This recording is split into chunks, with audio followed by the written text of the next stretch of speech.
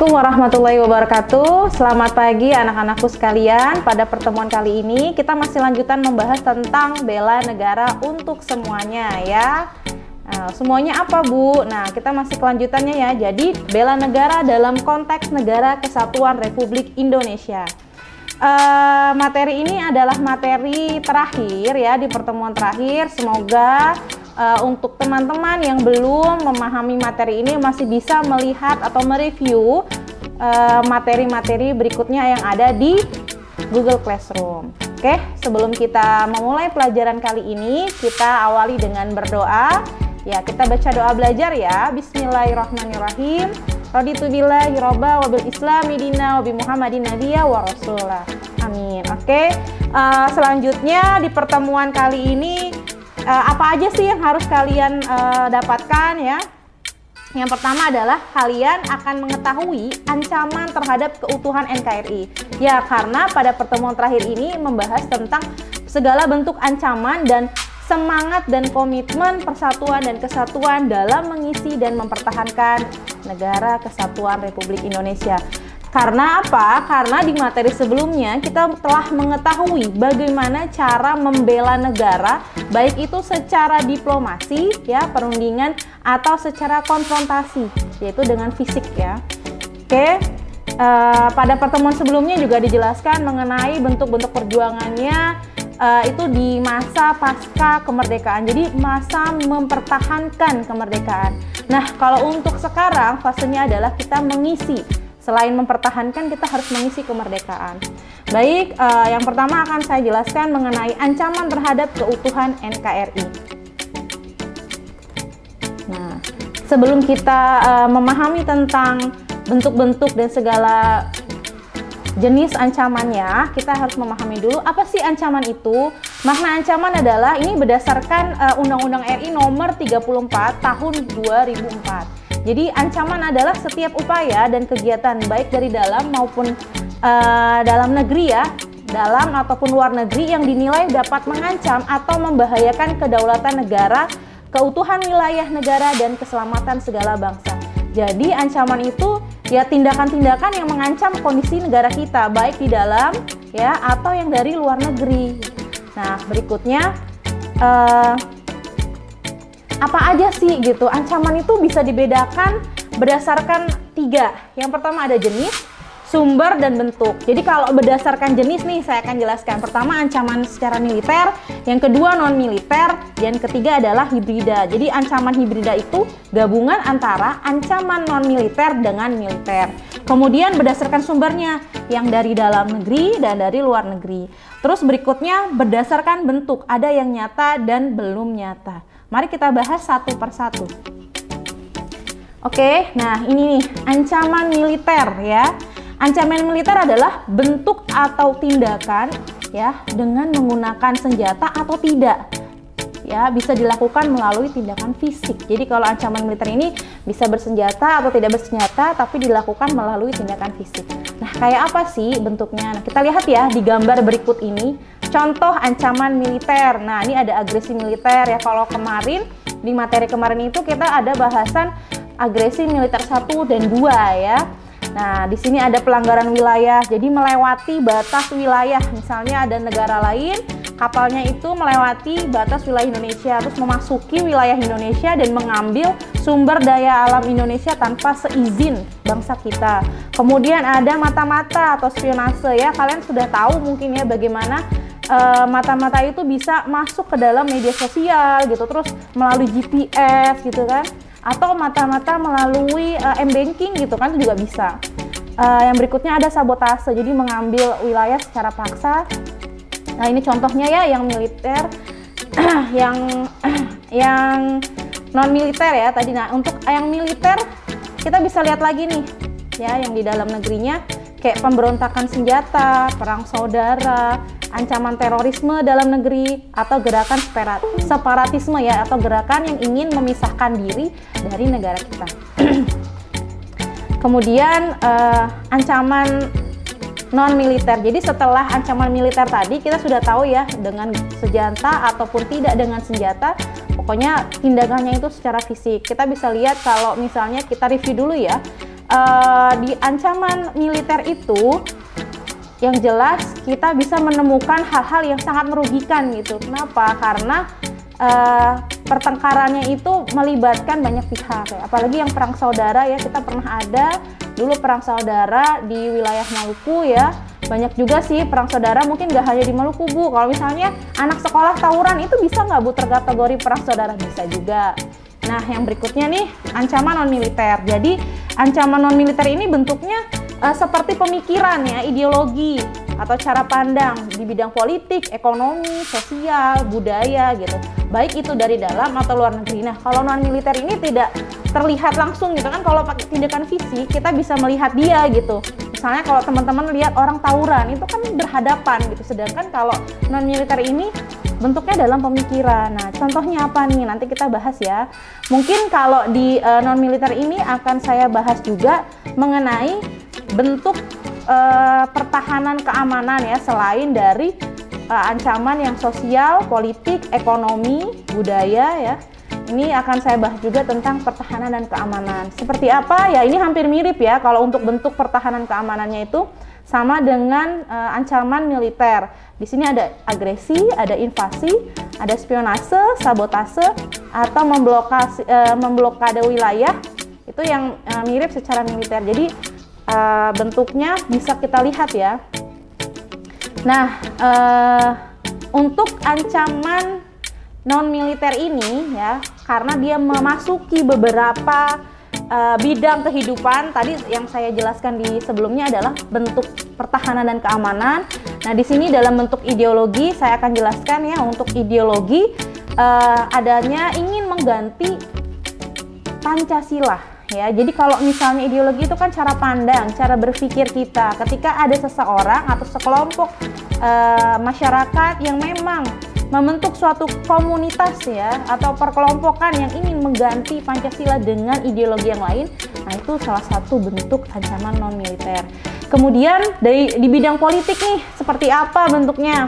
Nih ada intimidasi, provokasi, separatisme itu kayak memisahkan diri ya dari ingin keluar dari NKRI atau membentuk wilayah baru. Mungkin kemarin pernah ada kasus Sunda Empire dan segala macam, itu salah satu bentuk yang berbahaya ya, ancaman juga. Intimidasi itu kayak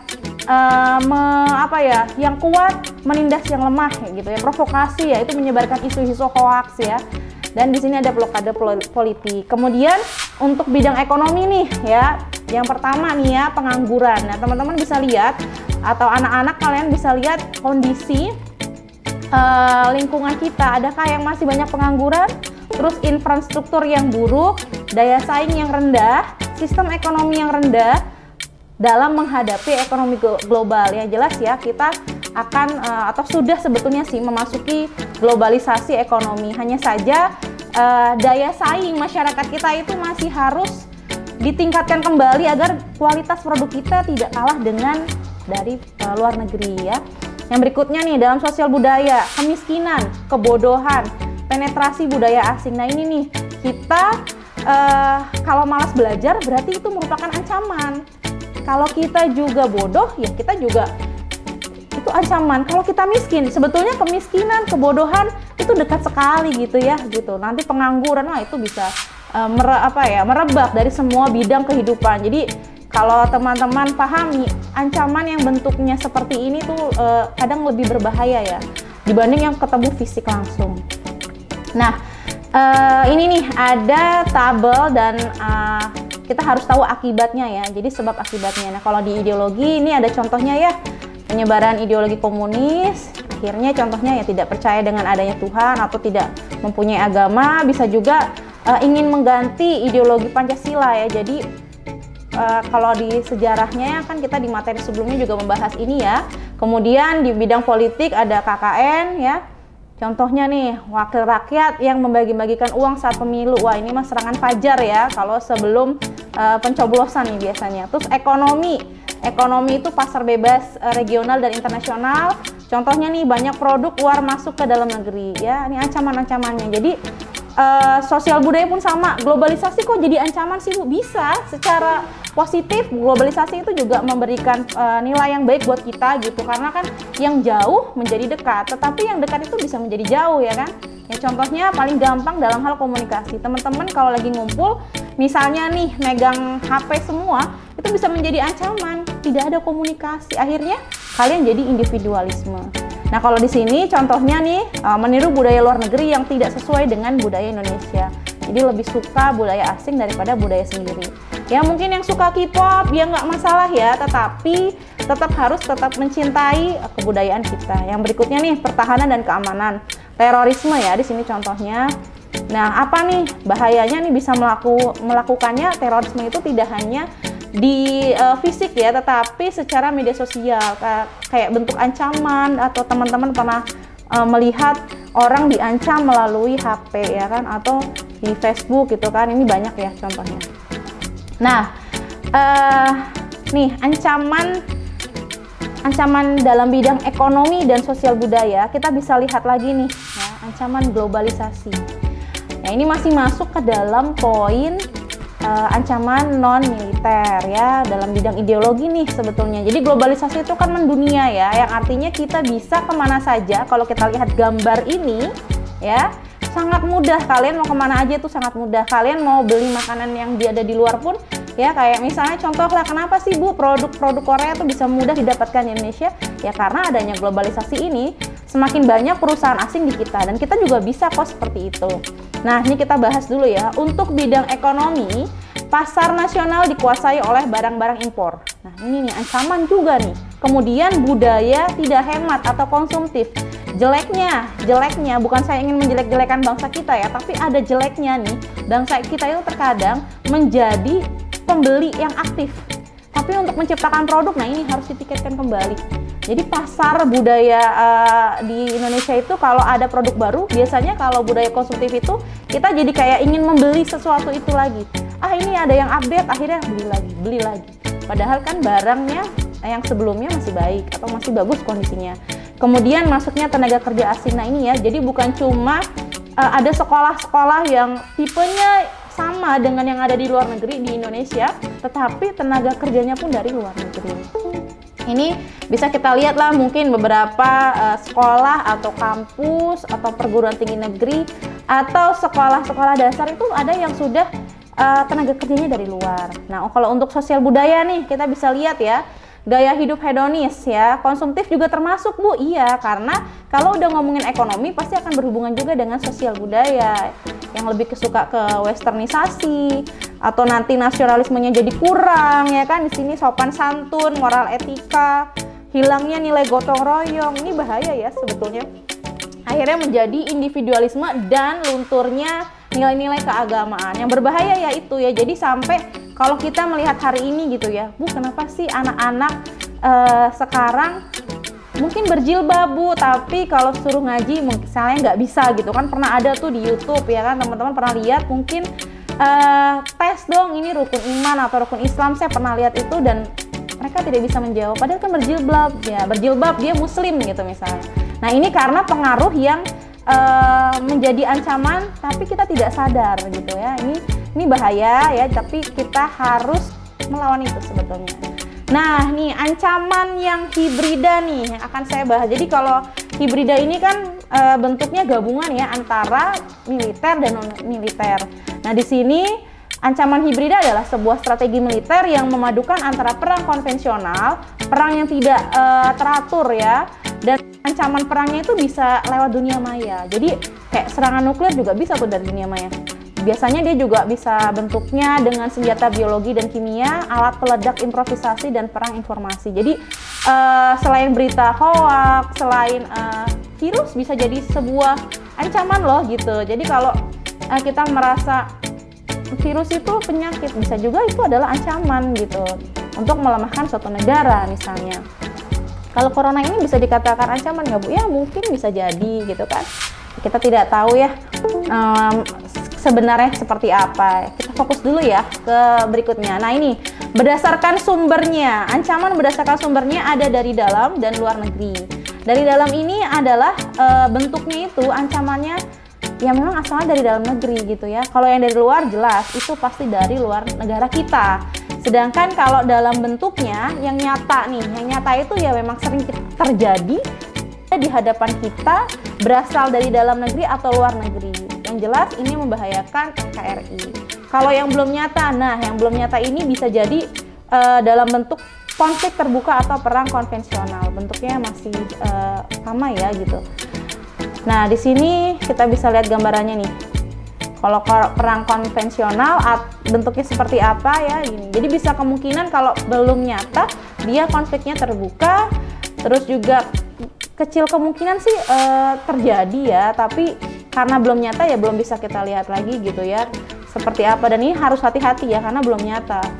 Jadi kalau yang nyata itu udah jelas di depan mata kita sering terjadi, kayak misalnya kita sering lihat terorisme ya di berita-berita, radikalisme, terus apa ya, gerakan pemberontakan di berbagai daerah gitu kan, ingin keluar dari Indonesia misalnya, bencana alam dan lingkungan, pelanggaran wilayah di perbatasan ya, kayak misalnya nelayan asing mengambil sumber daya alam kita, perompakan, wabah penyakit, perang cyber atau yang intelijen gitu kan, itu bisa aja terjadi. Dan yang paling berbahaya adalah narkoba ya. Jadi kalau narkoba itu bentuknya macam-macam. Di sini juga ada ya tambahannya kebangkitan ideologi PKI. Nah, bentuk ancaman dan gangguannya kita bisa lihat ya. Kayak agresi tadi sudah dijelaskan sih di sebelumnya, tapi nggak apa-apa biar lebih jelas lagi. Jadi bentuk ancaman dan gangguannya ada agresi, invasi, serangan bersenjata, baik itu di udara, laut, dan darat ya. Dan tindakan negara yang mengizinkan agresi. Jadi kayak negara malah nyuruh, misalnya presidennya nyuruh negara A gitu, presiden di negara A melancarkan serangan ke negara lain, itu juga nggak boleh ya. Jadi pemimpin negara nggak boleh kayak gitu. Terus melanggar wilayah negara lainnya tadi ya, kalau di perbatasan itu sering sekali ya melanggar perbatasan. Jadi perbatasan Indonesia bisa jadi berkurang atau dia mengakui wilayah itu. Terus pemberontakan bersenjata, sabotase ya, mengambil wilayah secara paksa, mata-mata tadi ya, spionase, terorisme baik itu fisik maupun media sosial ya, jadi langsung ataupun melalui media sosial itu juga bisa. Ancaman di laut dan udara gitu, kayak perompakan itu, penyelundupan barang-barang ilegal atau pencurian ikan ilegal itu juga termasuk ancaman ya.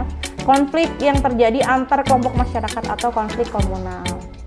Nah ini ya, tadi kan kita bahas tentang berbagai macam bentuk dan jenis serta sumber ancaman. Nah di sini nih salah satu obatnya kalau saya bilang. Jadi tips untuk menghindari atau bisa juga melawan ancaman tersebut ya, minimal kita bisa menghindari dulu ya.